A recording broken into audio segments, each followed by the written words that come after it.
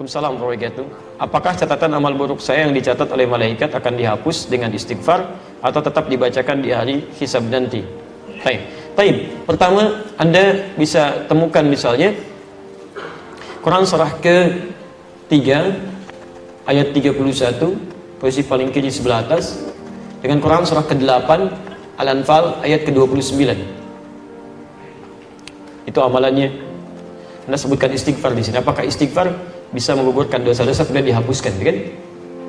Terus istighfar spesifiknya di Quran surah 51 ayat ke-18. Qul in kuntum tuhibbunallaha fattabi'uni yuhibbukumullah wa yaghfir lakum dhunubakum. Wa yaghfir lakum dhunubakum.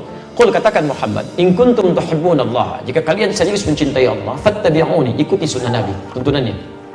Yuhibbukumullah, maka Allah akan cintai kalian. Jadi kalau bapak ibu ingin dicintai Nabi, dicintai Allah bahkan, maka diantara caranya wasilahnya ikuti sunnah Nabi dari mulai bangun sampai tidur lagi. Ya, hati-hati, bukan cuma sholat ibadahnya saja yang ritual, tidak. Sholatnya seperti Nabi tapi lisannya nggak seperti Nabi, pandangannya nggak seperti Nabi, semuanya. Ya, hati-hati. Anda yang mengatakan ikut Quran, ikut sunnah, maka semua sunnah praktekkan. Jangan Anda mengajak pada Quran dan sunnah tapi Anda melanggar ketentuan sunnah, itu nggak boleh. Ya, tidak tepat di situ. Ya. Nah, kemudian apa yang kita dapatkan kalau bisa mengikuti tuntunan Nabi? Wa yaghfir lakum dzunubakum, dan Allah akan berkenan menggugurkan, menghapuskan semua dosanya. Dzunub itu semua. Jamak dari kata dzambun. Dzambun Quran surah ke-40 ayat 3. Ghafiridz dzambi wa qabilit taubi. Ada orang-orang yang dosa-dosa ringannya diampuni oleh Allah dan menerima taubat. Kalau sudah banyak kalimatnya bukan dzambun lagi, dzunubun, luas. Maka diampuni dosanya, digugurkan keseluruhannya. Bahkan kalaupun berlebih disebut dengan israf. Banyak dosanya tak terlukiskan, bunuh orang sekian dan sebagainya, ya, Masya Allah, pernah berbuat ini, berbuat itu, langgarannya banyak, disebut israf. Quran surah 39 ayat 53. Qul ya ibadiyalladzina asrafu ala anfusihim la taqnatu min rahmatillah. Katakan Muhammad pada hamba-hambaku yang telah banyak berbuat dosa bergumul, jangan putus asa dari rahmat Allah. Dapatkan ampunannya, mohonkan. Bukankah pernah ada yang membunuh 100 orang? Kemudian dia senang mabuk, senang macam-macam dan sebagainya, tiba-tiba dia bertobat, ada sentuhan di hatinya. Jadi kalau bapak ibu pernah ada sentuhan begini, Allah, saya bisa berubah nggak ya? Itu tanda pertama dari Allah menginginkan Anda berubah. Cepat ambil, jangan biarkan. Sebab kalau Anda biarkan, tidak mudah mendapatkan tanda itu lagi. Ambil. Rumusnya Quran surah 29 ayat 69. Walladzina jahadu fina lanahdiyannahum subulana. Orang yang cepat merespon petunjuk kami akan bimbing dia untuk berubah. Bahkan nanti ada yang berubahnya drastis, disibghah oleh Allah. Quran surah kedua ayat 138.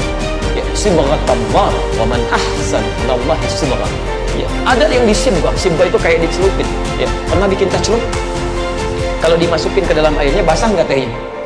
Basah. Ada orang yang dicelup langsung, disibghah. Jadi begitu dia tergerak untuk berubah, tiba-tiba seluruh perilaku hidupnya berubah. Kata-katanya berubah, pakaiannya berubah, penampilan berubah, kebaikan, itu sibghah namanya. Ada yang dicintai oleh Allah Subhanahu wa ta'ala. Kalau sudah seperti itu, apa yang terjadi? Maka peluang pertama, langsung dihapuskan semua keburukannya, termasuk catatan amal buruknya. Selesai. Tidak diungkap, disimpan. Ya. Kalau dihapus masih ada nggak? Sudah, kalau dihapus bersih itu habis, selesai. Nggak ada apa yang mau dibacakan, dihapus, dosa dihapus. Bahkan ada di antara mereka yang masuk surga tanpa hisab. Ya, bukankah sahabat Nabi Umar bin Khattab radhiyallahu ta'ala anhu masuk surga tanpa hisab? Siapa Umar sebelum masuk Islam? Tapi nggak pernah disebutkan sekarang, nggak pernah dikenang yang seperti itu, berubah menjadi kebaikan. Ya, lihat, Umar dulu menjadi musuh Nabi, keras terhadap Nabi, didoakan oleh Nabi, masuk Islam, hasuna Islamu, bagus Islamnya, berganti kebaikan dari keburukan. Ya, Quran surah ke-11 ayat 114, indah sekali. Apa bahasanya? Ya, aqimis salata tarafai minan nahar wa zulafan minal lail innal hasanati yudhibnas sayyi'at. Ketika banyak berbuat baik, keburukan-keburukan akan dilupakan. Takwa meningkat. Oh, may yattaqillah, siapa yang meningkat takwanya? Lihat kalimatnya, yukaffir anhum sayyi'atihim, dihapuskan semua keburukannya. Diciri orang yang taubatnya diterima, dosanya diampuni, maka akan dijaga oleh Allah untuk berbuat dosa yang berulang. Dijaga, matanya memandang yang baik, kalimatnya baik, semua bagus, takwanya meningkat, ibadahnya rajin. Apa kata Nabi? Umar masuk surga tanpa hisab. Hisab aja nggak ada, bagaimana mau dibacakan catatannya? Nggak ada hisabnya, masuk aja. Selesai. Buku kamu ada, dijaga, ditahan. Sudah, kamu masuk aja. Sudah, selesai. Indah gitu kan? Ada semuanya. Tapi Ada level orang-orang biasa. Quran surah keempat ayat 100, posisi paling kiri sebelah bawah. Ada orang bunuh 100 orang, ya banyak keburukannya, tiba-tiba mau bertobat. Kata Syekh pada saat itu, kata alimnya, pergi ke tempat sana, berubah kamu. Kamu bukan tidak bisa jadi orang baik, cuma lingkungan kamu nggak bagus, membuat kamu selalu buruk. Hijrah. Begitu dia berangkat di perjalanan, jalan, Allahu Akbar. Apa yang terjadi? Baru sampai sejengkal mau ke tempat-tempat dia belajar, jarak lebih sejengkal di pertengahan. Tiba-tiba maut datang lebih cepat dari apa yang dia duga, meninggal seketika. Tapi apa ayatnya kemudian berbunyi? Turun berita masuk surga dia. Karena di jalan dia tobat digugurkan dosanya. Dia beramal soleh, cuman sejengkal. Wa may yakhruj min baiti muhajiran ila Allah wa rasulih, thumma yudrikul maut faqad waqa'a ajruhu 'ala Allah. Siapa yang berusaha mau berubah, mengikuti tuntunan Allah, mengikuti Rasulnya, tapi tiba-tiba belum sempat dia berubah sepenuhnya, baru keluar rumahnya untuk berubah, masya Allah, yudrikul maut datang lebih cepat dari apa yang dia duga. Faqad waqa'a ajruhu 'ala Allah. Pahalanya tertuliskan di sisi Allah Subhanahu wa taala. Tobatnya diterima, keluar langkahnya ada pahala, masuk surga dia. Masuk surga. Ada orang datang kepada Rasulullah, ya Rasulullah, saya berislam, saya tobat, masuk Islam, syahadat, gugur dosanya, naik ke unta, untanya terperosok, untanya jatuh, dia jatuh, dia meninggal, untanya mati. Kata Nabi, ini orang paling beruntung semuka bumi, amalan sedikit masuk surga. Sebelumnya dia tobat. Anda kurang apa lagi? Pernah bunuh 100 orang? Belum pernah bunuh 100 orang, tidak lalu telah maksiat seperti orang tadi. Sampai ke majlis ilmu, orang tadi belum sampai ke majlis ilmu, masuk surga. Anda sudah masuk ke sini, belum bisa masuk juga. Salah Anda apa? Mungkin Anda nggak mau tobat gitu kan? Kapan mau berubahnya? Kalau sudah dikasih Sya'ban belum juga mau berubah, mau sampai kapan lagi? Saya demi Allah saya katakan, ini dalam 5 tahun ke belakang saya perhatikan, itu selalu aja sesuai dengan ajalnya tentunya. Kalau sudah masuk bulan Rajab Sya'ban, itu sering kali ada kisah yang dipertontonkan. Saya selalu saksikan, ada aja orang baik yang meninggal.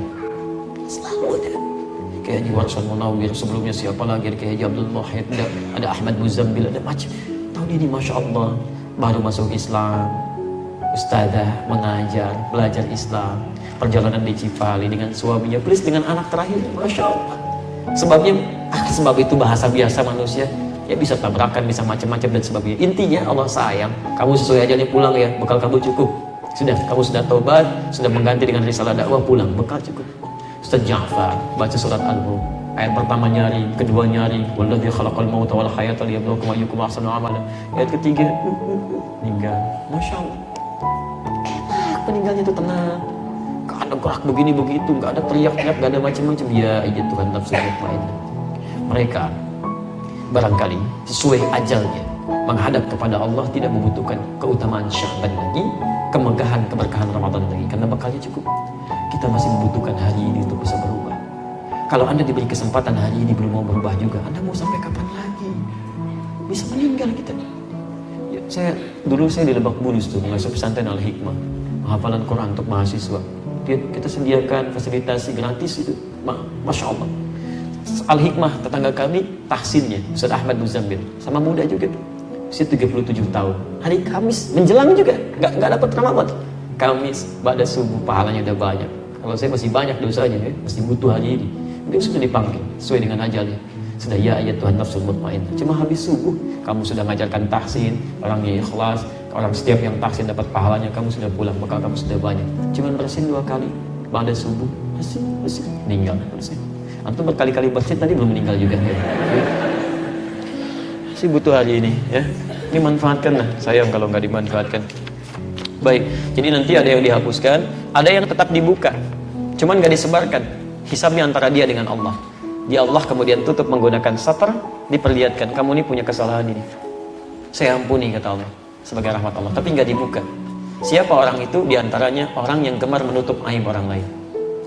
Jadi kalau bapak ibu senang menutup aib orang lain sekalipun salah, kemudian Anda diam-diam memperbaiki, Anda doakan, Anda datangi dia dan sebagainya, itu ditutup aibnya oleh Allah. Sebaliknya ketika Anda membuka aib orang lain, kalaupun itu benar, itu dosanya berlipat itu.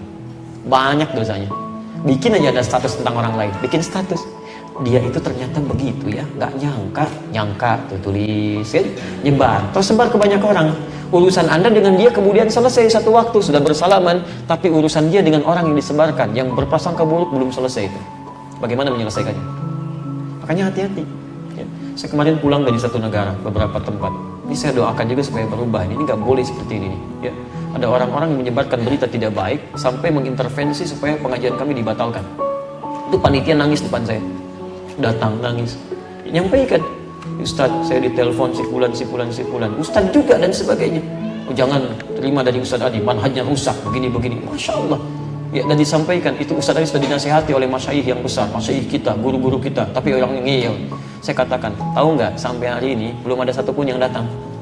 Saya ajak ketemuan, gak ada yang datang, dialog gak ada yang datang. Senangnya nulis, ajak pertemuan di rumah makan, dia bilang. Mau makan itu tempat orang lapar, bukan tempat orang menuntut ilmu. Ya gak ada yang datang sama sekali. Nih saya bilang, saya punya bukti rekamannya, cuman saya nggak bukan untuk menghormati orang itu. Karena kalau orang sudah tidak suka, dia akan tinggalkan semua kebaikannya. Kita harus hormati orang, sekalipun orang ada salah, kita harus adil. Jangan diungkap semuanya, keburukan-keburukan itu, supaya orang nggak tinggalkan. Jadi kalau orang sudah nggak suka ada kebaikan pun, dia akan mau ambil.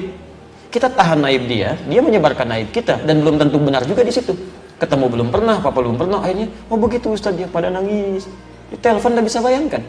Itu bukan sunnah. Itu nggak baik gitu kan. Apa yang Anda inginkan? Menyebar berita dusta, berjumpa juga tidak pernah, kan? Menghambat orang lain untuk belajar. Itu dosanya dosa banget.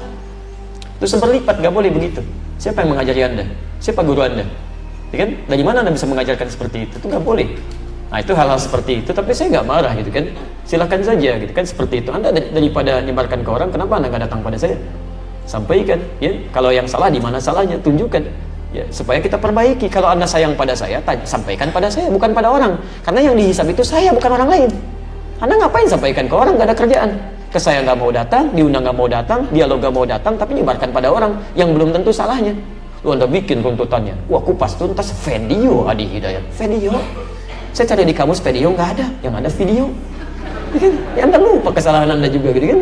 Jadi kadang-kadang suka aneh manusia di sini. Tapi saya nggak marah ya. Saya nggak marah, saya nggak mau mencela. Jangan balas kebodohan dan kebodohan yang sama. Sama aja bodoh kita aja. Gitu? Jadi Anda pun nggak usah ikutan marah. Saya nggak marah, kenapa Anda marah? Ya, ada Ustaz telepon, Ustaz Adi, sabar ya Ustaz ya. Ustaz, saya sabar, antum yang sabar. Kita nggak usah ikutan marah. Sudah, ambil gampang, atau lihat siarannya, ambil baik-baiknya, tinggalkan yang jelek ya selesai. Dan saya nggak pernah nuntut apapun. Ya, tapi itu nggak boleh begitu. Kalau keterlaluan nanti saya juga bisa ungkap ya, hal-hal yang harus diketahui oleh umat. Anda tuh bingung saya. Anda itu pernah nggak coba yang objektif berpikir dengan jernih ya? Bisa nggak dipahami dengan akal? Anda belajar tentang agama, menjadikan diri Anda lebih dekat dengan Allah. Tapi begitu selesai taklim, Anda kok saling mencela, saling berselisih. Saya bingung saya. Ada orang belajar, begitu pulang ribut dengan suaminya, pecah kongsi di situ. Masya Allah, ribut dengan tetangganya, nggak mau saling salaman. Bahkan saya pernah menemukan kasus awal-awal datang ke Indonesia ini, ada seorang istri ikut kajian, pulang-pulang ke rumah ribut dengan suami sampai mau pisah. Pak, lebih baik mencari pasangan yang sunnah daripada menikah dengan suami bid'ah. Oh, Masya Allah, padahal sudah belasan tahun menikah. Apa Anda lupa dengan kebaikan-kebaikannya? Itu diajarin apa di situ gitu kan? Anda salah apa sebetulnya?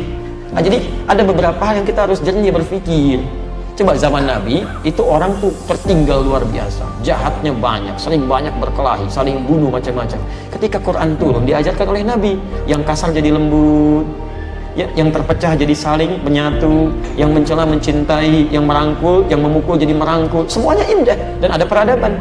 Jadi Qurannya sama, nggak berubah, hadisnya sama. Kok bisa Anda belajar saling mencela, saling berselisih? Sebenarnya bisnya di mana gitu kan?